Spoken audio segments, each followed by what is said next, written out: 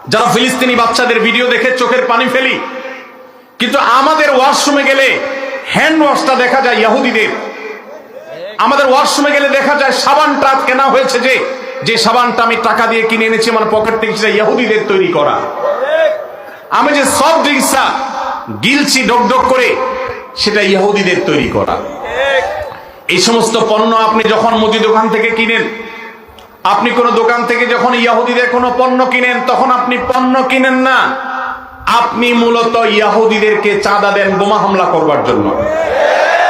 আপনি যেটাকে টাকা দিয়ে সম্পদ কেনা, মাল কেনা মনে করছেন, এটা মাল কেনা নয়, এটা অভিশপ্তদের বোমাবাজিতে সাহায্য করা।